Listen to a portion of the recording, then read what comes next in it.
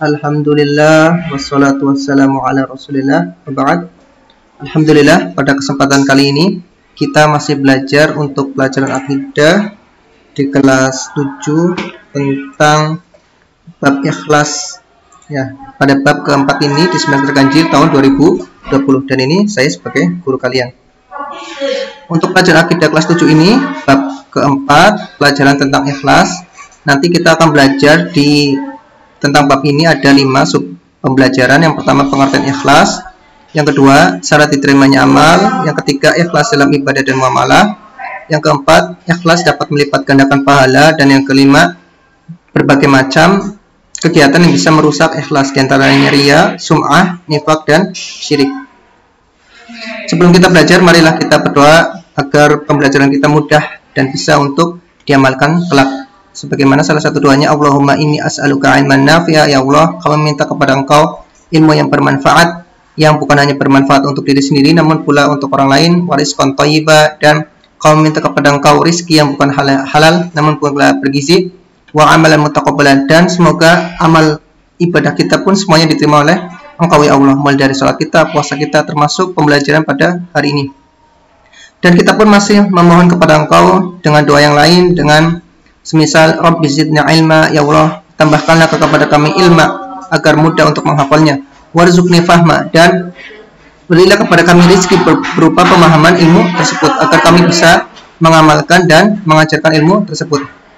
Dan Ustaz pun sering mengulang-ulang tentang hadis agar kita semangat untuk beramal, termasuk mengajarkan ilmu. Salah satunya adalah idza mata ibnu Adam, ketika anak cucu Nabi Adam itu wafat, termasuk kita semua, in qata amalhu, maka amal ibadahnya pun semuanya terputus ya, sholatnya, puasanya tidak bisa dilanjutkan kembali, illa min salat, kecuali ada 3 ibadah yang bisa kita mendapatkannya walaupun kita sudah wafat. Di antaranya apa? Shadaqah jariyah, wakaf kita untuk kaum muslimin, masjid, air bersih dan sebagainya, aw ilmin yuntafa'u bihi, atau ilmu yang kita ajarkan untuk murid kita, saudara kita, kerabat kita dan sebagainya, awaladin soleh yad'ulah, atau anak soleh yang senantiasa mendoakan kedua orang tuanya walaupun orang tuanya sudah wafat, tapi ketika anaknya berdoa maka doanya pun diterima oleh Allah Subhanahu wa taala. Dan sebelum kita mulai pelajaran kita kali ini, alangkah baiknya kita mengingatkan kepada para siswa agar senantiasa menjaga adab-adabnya kepada guru-guru mereka ya. Di sini beri gambaran pendidikan tahun 1969, di mana ketika ada anak yang nilainya kecil ya, maka guru itu pun akan memberi nilai sedikit ya, dan orang tuanya pun akan memarahi anak ini, dan anak ini pun akan berubah ya karena mendapat teguran dari guru dan orang tuanya. Beda dengan hari ini ya, lihat sini anak yang cengengesan ya, orang tuanya menuntut kepada pihak sekolah ya, kemudian gurunya pun ditekan ya. Kita tidak inginlah pembelajaran seperti ini. Kita ingin antara murid dan siswa itu begitu harmonis, baik itu di kelas, di luar kelas dan sebagainya. Kemudian Ustaz pun senantiasa menyarankan kepada kalian ya agar senantiasa bersyukur dan tidak mengeluh ya, serta membuat bangga kepada orang tua kita ya. Lihat sini ya, masya Allah tuh kelasnya hanya ini kan tidak tembok ya, bukan tembok lah, hanya anyaman-anyaman bambu seperti itu ya. Namun mereka sangat semangat belajar, dan ini pun ada gambaran ya saudara-saudara kita yang ada di Afrika ya, mereka begitu lapar, tidak mempunyai makanan ya, bahkan pakaian pun tidak punya seperti itu, mereka minta-minta dan sebagainya ya. Sebagian mereka kena penyakit pusung lapar ya, atau yang dikenal dengan kwashiorkor, bahkan ada yang sampai mati kelaparan ya. Kita langsung saja mulai masuk untuk subbab pertama tentang pengertian ikhlas. Mari kita belajar bersama, tetap semangat. Kita belajar tentang pengertian ikhlas ya. Ikhlas berasal dari kata akhlaso yukhlisu ikhlason ya, artinya murni ya. Makanya surah Al-Ikhlas itu artinya surah yang murni. Maksudnya apa? Memurnikan tauhid ya kepada Allah Subhanahu wa taala. Bahwasanya Allah Subhanahu wa taala murni dari anak. Allah Subhanahu wa taala itu tidak beranak dan tidak diperanakan. Ya, jadi akhlaso yukhlisu ikhlason itu artinya murni. Nah, ini secara bahasa. Nah, secara istilahnya apa? Yaitu apa? Niat kita ya untuk melakukan suatu amalan. Apakah sholat, puasa, termasuk kita belajar hari ini ya, karena Allah semata ya, karena Allah ya, bukan karena yang lain. Nah, seperti itu ya. Jadi Ustaz ulangi lagi. Ikhlas secara bahasa itu berasal dari kata akhlaso yukhlisu ikhlas yang artinya murni ya. Sedangkan secara istilah ya, kalau ini secara bahasa, ini bawahnya secara istilah. Secara istilah adalah niat kita ya untuk melakukan suatu amalan, semua amalan apa saja, sholat, puasa, zakat dan sebagainya karena Allah semata, ya, karena Allah semata, tidak menyekutukan Allah, bukan karena orang lain, ya, bukan karena tetangga kita, orang tua kita, teman kita dan sebagainya. Kemudian sebab yang kedua, ya, kita akan belajar syarat diterimanya amal. Jadi kita harus melakukan apa saja sih biar sholat kita, puasa kita, ya, dan amalan yang lain itu diterima oleh Allah Subhanahu Wa Taala. Ada dua syarat, ya, yang para ulama menjelaskan agar amalan kita diterima. Ya, yang pertama harus ikhlas. Ya, tadi ikhlas itu apa? Murni karena Allah, bukan karena orang lain, ya, bukan karena riya, sum'ah dan sebagainya. Nanti kita akan belajar beberapa hal yang bisa merusak amalan kita. Kemudian syarat yang kedua agar amalan kita diterima apa? Mutaba'atun Nabi, ya. Kita harus mengikuti, ya, Nabi sallallahu alaihi wasallam sesuai dengan ajaran Rasul. Nanti Ustadz kasih contoh di bawah ini. Ya, jadi Ustadz ulangi lagi.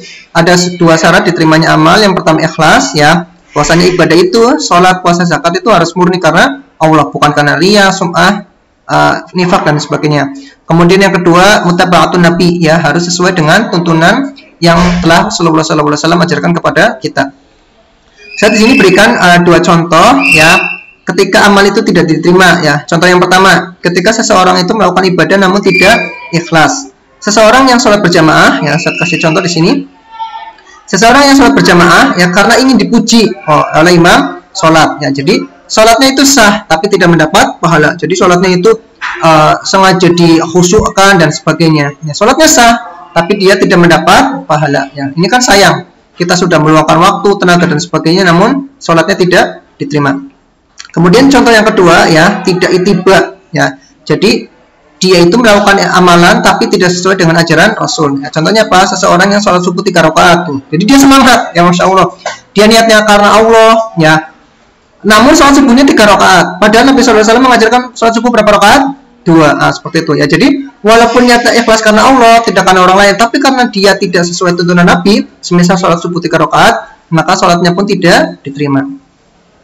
Kemudian jika ada pertanyaan, ya, Ustaz, apakah boleh menampakkan ibadah? Ya, jadi misalkan kita pengen pengen nyumbang, ya, tapi nama kita ditulis di laporan tersebut, boleh atau tidak? Ya, jadi saya ulangi lagi, jika ada pertanyaan apakah boleh menampakkan ibadah, ya, kita jawab boleh, ya, tapi dengan salah satu dari kedua ketentuan berikut, ya. Yang pertama, ketika memang ibadah tersebut, ya, harus ditampakkan, ya. Jadi ada ibadah yang tidak ditampakkan, ya, misalkan sholat ataupun misalkan zakat, kita menaruh zakat di depan pintu orang miskin, kemudian kita pergi, kemudian nanti orang miskin tersebut pun membuka pintu rumahnya, kemudian ada zakat kita, itu boleh, ya, itu ibadah yang tidak nampak. Begitu pula misalkan kita puasa, kan kita nggak tahu orang lain bahwasanya kita puasa, itu ibadah-ibadah yang tidak nampak. Nah, ada pula ibadah yang memang harus ditampakkan, seperti apa? Misalkan sholat berjamaah, kan tidak mungkin namanya sholat berjamaah, itu pasti dinampakkan. Begitu pula haji, ya, haji itu kan waktunya sama, tempatnya sama, dan tidak mungkin haji itu tidak ditampakkan. Makanya ketika ibadah yang harus ditampakkan, maka boleh, ya, untuk menampakkan ibadah tersebut. Kemudian boleh ketentuan yang boleh menampakkan ibadah yaitu apa? Saat masyarakat butuh keteladanan, ya. Jadi misalkan ada suatu kampung, di situ masyarakatnya terkenal pelit, ya. Nanti masuk kategori yang kedua ini. Kita ambil contohnya, seseorang yang tinggal di daerah yang warganya enggan bersedekah, ya, semuanya pelit, nggak ada yang bersedekah, tidak ada yang untuk masjid, untuk fakir miskin dan sebagainya. Lalu ada seseorang, ya, yang gemar bersedekah di tempat ramai, kemudian namanya disebutkan, ya. Jadi misalkan dia bersedekah di masjid, kemudian dia bilang kepada takmirnya, Pak takmir masjid, minta tolong nanti nama saya disebutkan. Itu tidak mengapa, ya. Jadi ketika disebutkan fulan, ya, nyumbang 1 juta, maka biasanya secara umum, maka jamaah yang lain ketika mendengar itu pun tergugah hatinya ingin bersedekah. Nah, makanya sini Ustaz ulangi lagi, jika ada pertanyaan apakah boleh menampakkan ibadah, boleh, ya, dengan dua ketentuan. Yang pertama, ketika memang ibadah tersebut harus ditampakkan seperti sholat berjamaah, atau ketentuan yang kedua, ketika di suatu masyarakat tersebut butuh keteladanan, ya, misalkan keteladanan bersedekah, ya, wakaf dan sebagainya, ya. Jadi misalkan seseorang tinggal di daerah yang terkenal pelit, kemudian dia memamerkan ibadah sedekahnya, berharap agar kaum muslimin lain pun meneladani sikap amal baik beliau, ya, sebagaimana yang Allah Subhanahu wa taala pun sabdakan dalam Allah Subhanahu wa taala firmankan dalam surat Ad-Duha, fa amma bi ni'mati rabbika fahdith. Maka boleh engkau bi ni'mati rabbika, dengan nikmat Tuhanmu, ya, misalkan harta melimpah dan sebagainya, fahdith, maka tampakkanlah, boleh. Kapan boleh tampakkan ini? Ketika masyarakat butuh keteladanan. Kemudian kita masuk ke sebab yang ketiga, ikhlas dalam ibadah dan muamalah. Jadi mungkin di benak kita ada pemikiran bahwasanya ikhlas itu ya memurnikan ibadah karena Allah itu hanya dalam hal ibadah. Tidak, termasuk juga dalam muamalah. Misalkan ya, ikhlas dalam ibadah sebagaimana yang Allah Subhanahu wa taala firmankan dalam surah Al-An'am ayat 162, "Qul inna sholati," katakanlah sesungguhnya salatku, ya salat 5 waktu, salat sunnah dan sebagainya, wa nusuki. Ya, nusuk itu pada asalnya artinya sembelihan, ya. Kita menyembelih ketika Idul Adha, bahkan menyembelih hari-hari biasa pun harus karena Allah, bukan karena sesembahan yang lain. Nanti kalau kita menyembelih karena sesembahan yang lain, maka sembelihannya itu menjadi bangkai, tidak sah untuk dimakan. Nah, namun para ulama menafsirkan juga wa nusuki itu ibadah secara umum. Jadi sholat dan ibadah secara umum, puasa, zakat dan sebagainya itu harus karena Allah. Wa mahyaya, dan hidupku, ya hidupku ini karena Allah, ya bukan karena orang lain. Wa mamati, dan nanti matiku ini, ya mati misalkan karena penyakit, mati karena syahid di jalan Allah. Makanya ketika seorang terkena penyakit, seseorang itu berjihad di jalan Allah, karena kalau dia berpikir bahwasanya matinya itu hanya untuk Allah, maka dia akan ringan melaksanakan tugas tersebut. Jadi sholatnya, ibadahnya, hidupnya dan matinya itu lillah, untuk Allah Subhanahu wa taala Rabbul Alamin, Allah sebagai Tuhan semesta alam. Nah, ini kan memang yang biasa kita pahami ya, bahwasanya ibadah itu ikhlas. Ya, tidak boleh ibadah itu tidak ikhlas. Begitu pula tentang masalah muamalah. Ya, muamalah itu hubungannya atau interaksi antar manusia, antar tetangga, antar teman dan sebagainya. Itu muamalah. Nah, kita ambil contohnya di sini. Tidak hanya dalam hal ibadah, tapi juga harus dalam bermuamalah. Ya, bermuamalah pun harus ikhlas. Ya, karena Allah, bukan karena orang lain. Seperti misalkan bersilaturahmi, ya kita mengunjungi kerabat kita karena Allah, ya bukan karena misalkan ingin mendapat uang dan sebagainya, tidak. Ya. Kemudian berbakti pada orang tua pun ya, ini pun seperti menuruti perintah Allah, ya seperti dalam surah Al-Isra dan sebagainya. Ya begitu pula menjenguk orang sakit, ya kita menjenguk orang sakit, ya apakah kita membawa bingkisan atau tidak, itu niatnya karena Allah, memberikan kabar gembira, ya menenangkan orang yang sakit, menggembirakan orang yang sakit itu niatnya kita karena Allah. Semua ini niatnya harus karena Allah, ya bukan karena ingin dipuji manusia. Ya bukan. Jadi kita menjenguk orang sakit, dia baik sekali ya menjenguk orang sakit, bukan. Ya kita pun bersilaturahmi bukan karena orang ingin dipuji, dia suka mengunjungi saudaranya, bukan seperti itu. Ya jadi kita bersilaturahmi, berbakti pada orang tua, menjenguk orang sakit ini niatnya karena Allah, bukan karena ingin dipuji manusia. Kemudian kita masuk ke pembahasan sub yang keempat, yaitu ikhlas dapat melipat gandakan pahala. Atau masya Allah. Ya, jadi kadang kan kita berpikir bahwasanya masuk surga itu dengan amalan yang berat. Ya misalkan sholat harus khusyuk, ya puasa juga harus meninggalkan semua larangan dari subuh sampai maghrib. Ya zakat juga harus mengeluarkan harta. Ya kadang kita kan pelit gitu mengeluarkan zakat. Makanya zakat itu berat. Ya termasuk juga haji. Ya dia harus meluangkan waktunya, uangnya, kesehatannya untuk menuju ke Baitullah. Jadi beberapa ibadah memang berat ya dilaksanakan, namun ada ibadah yang justru bisa mengantarkan kita ke surga walaupun ibadahnya kecil. Kita akan baca hadisnya ya. An Abi Hurairah radhiyallahu anhu qala Rasulullah sallallahu alaihi wasallam marra rajulun, ya seorang itu marra melewati suatu jalan, ya dan dia mendapati melihat bi husni syajarah, ya ada ranting pohon, ya jadi ranting pohon itu patah, kemudian ala dhahri thariq, kemudian ranting tersebut pun menutupi jalan kaum muslimin, ya ada batang pohon ya yang menutupi jalan kaum muslimin. Seperti inilah saya gambarkan ya, sebelah kanan ini di sini ada pohon, kemudian di sini ada jalan, kemudian rantingnya ini, ya batang pohonnya ini tumbang, ya faqal, kemudian orang yang melihat batang pohon ini di tengah jalan berkata, ya bisa jadi berkata dia benar-benar diucapkan atau berkata di dalam hati, ya apa yang dia katakan? Wallah, demi Allah, la unahyanna hada anil muslimin, ya aku benar-benar akan menyingkirkan batang ini ya dari kaum muslimin. Kenapa sih orang tersebut menyingkirkan batang ini dari kaum muslimin? Ya la ya'dhihim, ya agar batang ini tidak mengganggu kaum muslimin. Ya jadi misalkan yang pengen ke pasar karena ada batang ini, maka dia tidak bisa ke pasar karena menutup, ya. Orang yang pengen menuntut ilmu, ya pengen melewati jalan ini tidak bisa karena ada pohon. Kemudian pohon ini pun dipotong, ya kemudian disingkirkan, kemudian jalan ini pun bisa dilalui kaum muslimin. Ya. Padahal ringan ya, Ya mungkin ini gambarannya ini kan kalau kita melihat gambaran ini kan batang pohonnya. Tapi kalau kita melihat siyak hadisnya itu bihusni syajarah, ranting ya, ranting pohon. Sebagian ulama menafsirkannya ranting pohon yang berduri. Ya, jadi takut kalau duri ini menginjak kaum muslimin, kemudian kaum muslimin pun tidak bisa bekerja, tidak bisa menuntut ilmu dan sebagainya. Makanya ranting yang berduri ini pun disingkirkan ya. Padahal itu cuma menyingkirkan ranting kan paling nggak ada 1 kilo lah ya. Menyingkirkan di ranting kemudian dibuang di tempat yang aman ya, maka apa yang didapatkan? Fautikhilal jannah. Kemudian Allah Subhanahu wa taala pun memasukkan orang muslim ini ya ke dalam surga. Masya Allah ya. Jadi amalannya begitu ringan tapi bisa mengantarkan kita kepada surga Allah Subhanahu wa taala. Kemudian kita masuk di pembahasan yang terakhir ya. Pembahasan yang kelima ini tentang hal apa saja sih yang bisa merusak ikhlas ya. Jadi ada 4 hal ya yang bisa merusak ikhlas kita. Jadi kita sudah susah payah beribadah, namun ibadah tersebut tidak diterima oleh Allah Subhanahu wa taala. Yang pertama riya. Ya, riya itu menampakkan ibadah agar dipuji orang. Jadi misalkan dia sholat di masjid, sholat rawatib ya seperti itu. Kemudian dia sengaja mengkhusyukkan ya. Kenapa? Agar dipuji teman-temannya. Ini nanti ibadahnya tidak diterima oleh Allah Subhanahu wa taala. Kemudian sum'ah ya. Jadi riya dan sum'ah ini hampir sama ya. Jadi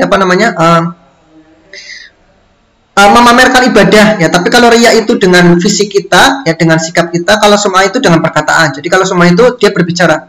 Jadi orang lain nggak lihat kita sholat, tapi dia cerita, tadi aku sholat rawatib loh, seperti itu ya. Jadi ini namanya sum'ah. Dan kemudian ada nifaq ya. Nifaq itu hampir sama ya dengan riya ya. Nifaq itu hampir sama dengan riya, pamer ya. Misalkan dia harus sholat rawatib dengan mengkhusyukkan. Namun bedanya apa? Kalau riya itu dia senang ya akan ibadah tersebut, tapi kalau nifaq itu dia benci ya. Dia mengerjakan ibadah tersebut itu tidak rela gitu ya, merasa keberatan. Nah, itu namanya nifaq. Nanti kita akan bahas satu persatu di sini ya. Yang keempat adalah syirik. Ya, syirik ini sebenarnya dia niatnya karena Allah ya. Dia mengerjakan sholat karena Allah ya, dia berpuasa karena Allah, tapi dia juga diniatkan sholatnya itu untuk sesembahan yang lain. Nah, ini pun akan walaupun sholatnya itu karena Allah, tapi karena dia meniatkan lagi untuk sesembahan yang lain, maka amalan ibadahnya pun tidak diterima oleh Allah Subhanahu wa taala. Kita akan bahas satu persatu ya. Rusak ikhlas yang pertama adalah riya. Ya, riya itu apa? Yaitu memperlihatkan amal ya, sholat kita, zakat kita ya dan sebagainya untuk mendapat pujian orang lain. Nah, seperti itu. Ya, jadi misalkan dia sholat ya dengan pakaian yang bagus, minyak wangi dan sebagainya ya, setelah mandi ya, dan dia memperlihatkan khusyuknya. Namun yang sangat disayangkan, dia niat sholat karena temannya ya, karena ingin dipuji kerabatnya dan sebagainya. Dan ini akan menggugurkan pahala dia. Jadi merusak ikhlasnya dan akan menggugurkan pahala dia ya. Sebagaimana yang Rasulullah SAW sabdakan, inna akhwafa ma akhafu alaikum, ya sesungguhnya hal yang paling aku takutkan dari kalian ya, yang paling aku takutkan. Jadi Rasulullah SAW itu paling takut terhadap umatnya ini apa? Asyirk al-asghar, syirik kecil ya. Jadi para sahabat itu mengetahui syirik besar itu apa? Menyekutukan Allah. Jadi misalkan dia sholat karena Allah kemudian karena berhala ya, dia puasa karena Allah kemudian karena berhala. Para sahabat tahu. Namun para sahabat itu tidak mengetahui ya, belum mengetahui apa itu asyirku al-asghar, syirik kecil. Maka Rasulullah SAW maka mereka pun bertanya ya, para sahabat ya. Jadi masya Allah ya, para sahabat itu kan nongkrongnya ya, kalau kita bahasa gaulnya itu nongkrongnya ya, duduk-duduknya itu untuk belajar ya, beda dengan kita duduk-duduknya itu untuk menggosip dan sebagainya. Masya Allah, waliyadzubillah. Maka para sahabat pun bertanya ya ketika belajar bersama Rasulullah SAW, wa masyirkul asghar ya Rasulullah, ya Rasulullah, engkau telah menjelaskan kepada kami syirik besar ya, sholat karena Allah kemudian karena berhala. Namun apa itu syirik kecil wahai Rasulullah? Kemudian Rasulullah SAW pun menjawab riya. Ya, ini riya, yaitu memperlihatkan amal untuk mendapat pujian orang lain. Tuh, masya Allah. Ya, jadi Rasulullah SAW pun mengkategorikan bahwasanya riya itu ya termasuk syirik kecil. Ya, namun yang perlu diperhatikan di sini bahwasanya apa? Bahwasanya para ulama itu membedakan ya antara syirik besar dan syirik kecil. Kalau syirik besar itu tadi misalkan ya, dia sholat karena Allah, kemudian di sisi niatnya itu karena berhala. Maka ketika dia itu tidak bertobat ya, kelak di akhirat kelak dia tidak akan bisa masuk surga ya, selamanya di neraka. Beda dengan syirik kecil ya. Sebagian ulama mengatakan syirik kecil itu ketika misalkan dia sholat nih dikhusyuk-khusyukan ya, pura-pura khusyuk untuk mendapat pujian orang lain. Kemudian di akhir hayatnya dia belum bertobat dari rianya ini. Kelak nanti di akhirat kelak ya, nanti dia bisa masuk surga. Namun apa? Dia harus mampir dulu di neraka, dibersihkan ya noda-noda rianya tersebut. Jadi satu lagi ya. Perbedaan antara asyirkul akbar ya, syirik besar, dan asyirkul asghar itu syirik kecil. Satu ya, kalau syirik besar itu ya misalkan tadi dia sholat karena Allah, kemudian sholat karena berhala yang lain. Ketika nanti dia wafat dan belum bertobat, nanti di hari kiamat kelak ya, dia tidak bisa masuk surga, haram masuk surga karena dia melakukan syirik besar dan dia kekal di neraka. Beda dengan syirik kecil ya. Syirik kecil itu misalkan dia sholat ya, kemudian dikhusyuk-khusyukkan ya agar mendapat pujian orang lain, kemudian dia itu wafat dalam keadaan belum bertobat. Makanya nanti kelak di akhirat dia bisa masuk surga, namun harus mampir dulu ke neraka, harus dibersihkan noda-noda syiriknya, yaitu syirik kecil, yaitu ya Allahu a'lam. Kemudian kita lanjutkan kembali ya tentang perusak ikhlas yang kedua, yaitu sum'ah. Ya tadi saya katakan ya. Jadi kalau riya itu memperlihatkan ini ya, memperlihatkan sholat kita. Nah, kalau sum'ah itu memperdengarkan. Ya, jadi orang lain tidak melihat kita beribadah, orang lain tidak melihat kita puasa, orang lain tidak melihat kita zakat ya. Tapi apa? Memperdengarkan, dia cerita gitu loh ya. Cerita kepada orang lain, cerita kepada temannya, amal untuk mendapatkan pujian orang lain gitu. Jadi kalau riya itu ya ini dia sholat, kemudian teman-temannya itu melihatnya di depannya, di sampingnya dan sebagainya. Ya, tapi kalau semua ini temannya tidak lihat ya, temannya tidak lihat dia sholat, temannya tidak lihat dia zakat, tapi apa? Dia memperdengarkan gitu. Ya, jadi misalkan dia habis sholat rawatib di masjid dan tidak ada yang temannya yang melihatnya, kemudian dia berkunjung ke temannya, tadi aku sholat rawatib loh, khusyuk. Seperti itu ya, dia cerita gitu loh ya, dia cerita kepada temannya. Ini pun bisa merusak ikhlas. Maka yang tadinya dia sholat tidak niat riya ya, kemudian dia cerita ke teman dengan niat sum'ah, maka sholatnya pun tidak diterima oleh Allah Subhanahu Wa Taala. Ya, sebagaimana yang Rasulullah SAW singgung ya dalam hadis riwayat Bukhari, man sama'a ya, siapa saja yang berbuat sum'ah, memperdengarkan amalnya untuk mendapat pujian orang lain, sama'allahu bihi ya, maka Allah Subhanahu Wa Taala akan membuka aibnya kelak di hari kiamat. Akan dibuka, ini nih hambaku ini nih, dia itu dulu sholat cerita ya kepada orang lain untuk mendapatkan pujian orang lain. Seperti itu ya. Kemudian dia masuk ke sub pembahasan yang ketiga ini, yang kelima ya. Maksudnya ya sub pembahasan yang ketiga di bawahnya yang kelima ini yaitu apa? Nifak ya. Nifak mungkin kalian jarang dengar ya, kalian lebih sering dengarnya munafik ya. Jadi kalau nifak itu masdarnya ya, kata dasarnya. Kalau munafik itu ismul fa'ilnya ya, kata orangnya, seperti itu ya. Jadi yang ketiga perusak ikhlas adalah nifak. Nifak atau yang lebih kalian kenal dengan munafik. Munafik itu apa ya? Memperlihatkan amal ya, sholat kita, zakat kita dan sebagainya agar dihargai ya. Dia sholatnya rajin nih, dia zakatnya terus-terusan seperti itu ya. Tapi dengan poin apa? Padahal hatinya benci ya, dia tidak suka gitu loh. Dia sholat tidak suka ya, dia zakat pun tidak suka ya, tapi ingin dilihat orang. Nah, seperti itu ya. Jadi ini pun apa namanya tercela ya, dapat merusak ikhlas kita. Bahkan Allah Subhanahu Wa Taala berfirman ya di banyak ayatnya, seandainya nifak itu i'tiqad. Jadi nanti ini kan kalian kelas 7 ya, nanti kalau kelas 8 itu ada belajar nifak, ada nifak amali dan nifak i'tiqad itu. Kalau nifak amali itu apa namanya tidak kekal di neraka, kalau nifak i'tiqad waliyadzubillah ya bisa kekal di neraka. Nanti kalian akan pelajari di kelas 8 ya, membedakan antara nifak amali dengan nifak i'tiqad ya. Dan Allah Subhanahu Wa Taala pun mengancam ya orang-orang apa namanya yang munafik ini, yang nifak, mereka beribadah tapi benci ya terhadap ibadah tersebut. Dalam surah At-Taubah ayat 68 sebagaimana firman-Nya, wa'adallahu al-munafiqina wal munafiqat ya wal kuffar. Allah Subhanahu Wa Taala mengancam ya, menjanjikan kepada orang munafikin baik laki-laki maupun perempuan, wal kuffar dan orang-orang kufar, naro jahanam ya, neraka jahanam. Dan apa? Orang-orang munafik yang i'tiqad ya, bukan munafik yang amali, dan orang-orang kufar khalidina fiha, mereka itu kekal di neraka jahanam. Hiya hasbuhum ya, mereka apa namanya cukup ya, maksudnya amalan mereka, kekufuran mereka di dunia ya, kenifakan mereka di dunia itu cukup ya untuk sebagai tiket mereka ya. Jadi ini sebagai sindiran mereka ya, sindiran dari Allah Subhanahu wa taala kepada mereka ya. Hias pun ya, tiket kalian itu cukup ya buat masuk neraka ya. Kemudian ketika mereka sudah masuk neraka, wala'anahumullah, Allah pun melaknat mereka, walahum adzabun muqim ya. Dan mereka mendapatkan adab yang kekal ya. Masya Allah ya, sangat merugilah. Paling usia berapa sih? 60 tahun, 70 tahun kalau wafat dalam keadaan kufar atau wafat dalam keadaan munafik yang etikot itu apa? Khalidina fiha, mereka kekal di neraka dan akan mendapatkan terus menerus ya adzabun muqim, adab yang kekal. Kemudian kita masuk ya ke perusak ikhlas yang terakhir ya, yang keempat ini yaitu syirik ya. Dan syirik ini jangan kalian artikan syirik secara umum yang ada di masyarakat ya, yang artinya iri ya. Oh, syirik lu sama dia, artinya oh ini lu sama dia, bukan ya. Jadi syirik di sini artinya menyekutukan Allah ya. Menyekutukan Allah. Semisal apa? Puasa untuk Allah juga untuk pohon. Nah, ini tidak boleh ya. Salat untuk Allah kemudian untuk sembahan yang lain ini pun tidak boleh ya. Jadi syirik itu menyekutukan Allah, menduakan Allah ya.